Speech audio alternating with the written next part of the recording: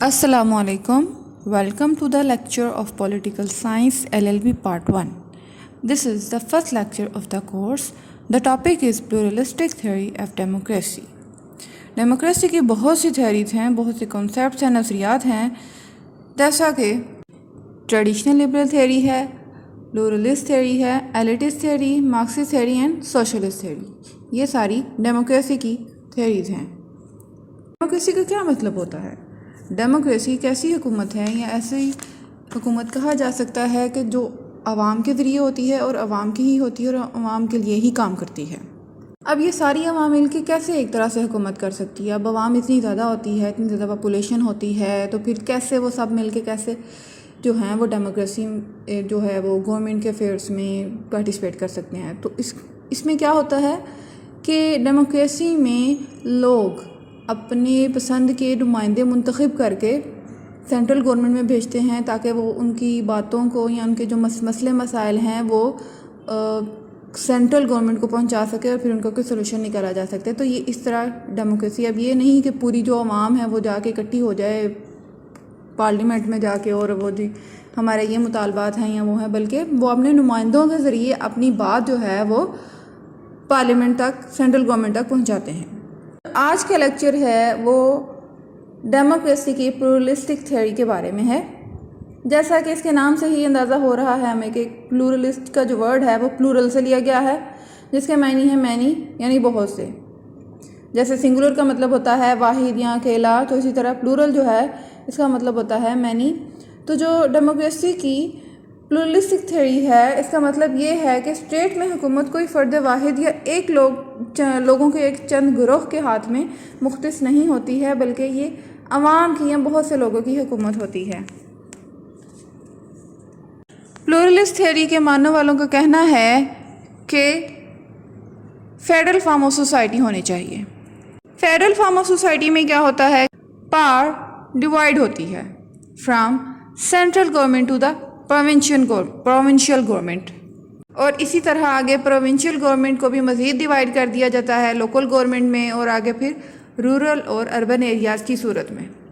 तो जो पावर है वो कंसंट्रेट नहीं होती एक इंसान के हाथ में या लोगों के चंद ग्रोह के हाथ में, बल्कि वो सर्कुलेट कर रही होती है within the whole population. इसमें जितने भी प्राइवेट और इंटरेस्ट ग्रुप होते हैं वो स्टेट की जो पावर है उसमें अपना रोल प्ले कर रहे होते हैं। तो प्लूरलिस्ट के लिए एक और टर्म भी यूज़ की जा सकती है जिसे हम कहते हैं पॉलीआर्की, जिसका मतलब है कि मखलूत हुकूमत, बहुत से लोगों की मिली जुली हुकूमत या बहुत सी जमातों की मिली जुली हुकूमत। Pluralism refers to a state affairs in which a multiplicity of groups or institutions are operative within the society.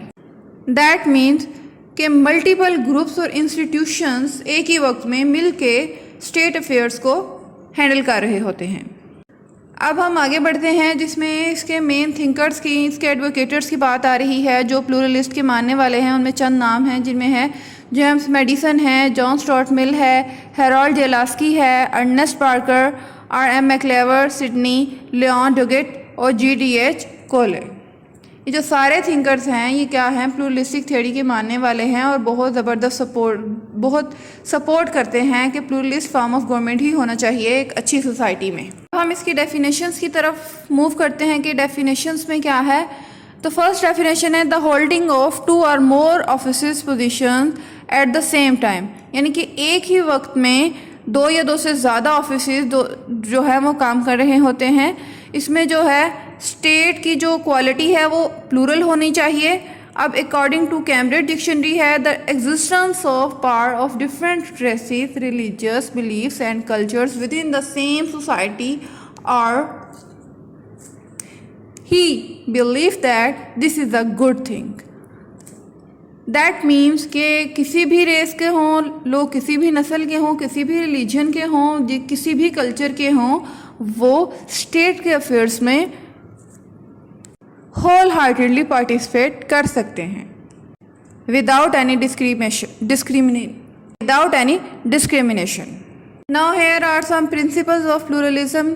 कुछ असूल हैं इसके जिसमें है फ्रेमवर्क ऑफ गवर्नमेंट, यानी कि ये गवर्नमेंट के کانسٹیٹیوشن میں آلریڈی ڈیفائن کر دیا جاتا ہے کہ یہاں پہ فیڈرل فارم آف سوسائٹی ہوگی اور جو ہیں پاورز جو ہیں وہ ڈیوائڈ ہوں گی like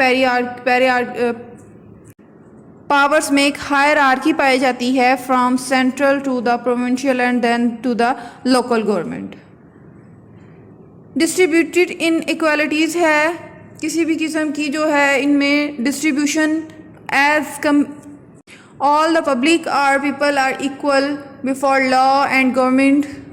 They can actively participate in the state affairs. اب اگلا ہے سول رائٹس, یعنی کہ تمام لوگوں کو ہر قسم کے شہری حقوق حاصل ہوتے ہیں. ان کو اپنی مرضی سے کسی بھی طرح کی پولیٹیکل پارٹی جوائن کرنے کا حق ہوتا ہے, یا اگر کوئی شخص اپنی پولیٹیکل پارٹی بنانا چاہتا ہے تو یہ اسے کوئی رائٹ چھین نہیں سکتا. Merits of pluralism. It shows the importance of social organization in a state.